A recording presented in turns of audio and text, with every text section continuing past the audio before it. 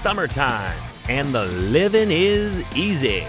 Unless you live in or near the foothills of the Canadian Rockies. Hi, I'm Chris May, host of This Day in Weather History, a podcast from the Weather Network in Canada. With 5 weeks to go to the first official day of summer, people already had their snowmobiles put away and the motorcycles were already out. They had skis and snowboards already switched out for water skis and hiking gear. Ooh, not so fast. There was one more punch to the face with snow and it hit this day in weather history. With summer looming by this time of year, we in Canada are so ready for a real change in weather, aren't we? You know, one that lasts and has some sort of consistency, because when you think of it, spring has all 4 seasons wrapped into one, and it can be messy and often unpredictable. When you toss in the multiple layers of elevation associated with the Rocky Mountains and the Pacific Ocean to the west of you, there is always a chance in Calgary for anything to happen, and it sure did here. It was Wednesday, May 14th, back in 1986. A very late season snowstorm made its way through Calgary that overwhelmed most of southern Alberta. And this was not your grandma's sipping storm either, my friends.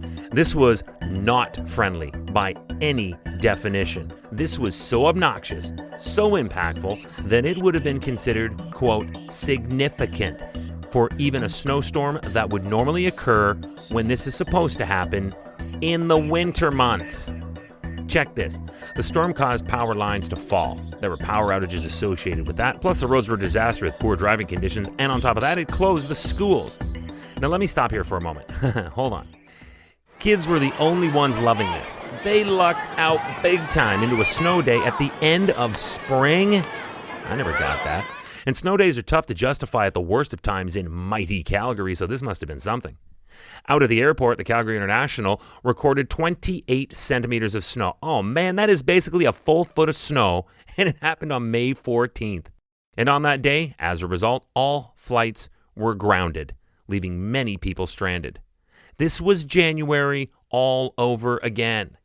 Canada Geese, who had just arrived from the southern states, were likely just, getting settled in, unpacking, putting away all their Florida stuff to be ready to invade the Alberta golf courses when this happened.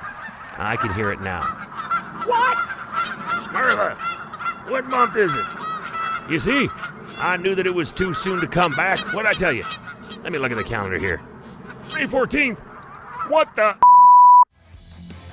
Remember that this day in weather history can be enjoyed a number of ways. Right now, you are listening to the full version of today's story on your favorite podcast provider, but there is also the daily podcast video short.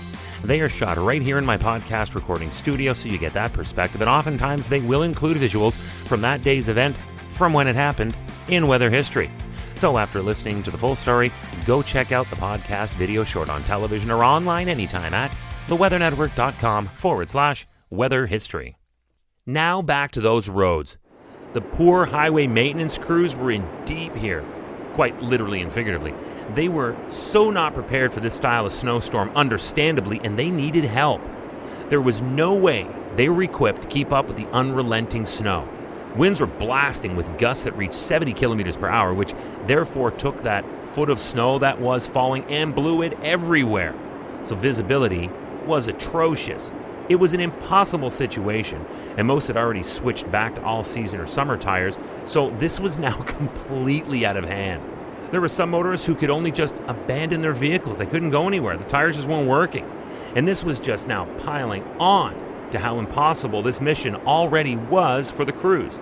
We have stranded and abandoned vehicles, now making it even more difficult for drivers to get where they needed to go and the snowplows to clear the snow. The roads were impassable. Schools were shut. Power knocked out for many. Essentially, the entire region was put on pause until the storm stopped and the snow could be cleared. And this is where the stories started to emerge. There was a couple, not that far from Calgary. They're actually from the town of Airdrie. This is Steve and Cindy Harris, and they remember this day clearly and look back at it every year on this specific day. It was nothing bad. It's actually a great news story. You see, during this storm, their daughter Stephanie was born. Yeah, it happened very early in the day on May 14th of all days. But obviously it was not without incident. they had to call 911 when they realized that their baby was coming, and the baby was coming right now and would likely be born before they could make it to the hospital. And they were one of the thousands who were now stuck with no power and no water. Now, I can only guess that this next occurrence I'm going to tell you about was just to make sure nothing went wrong, because 2 ambulances were dispatched. And the plan worked because one of them got stuck in the snow.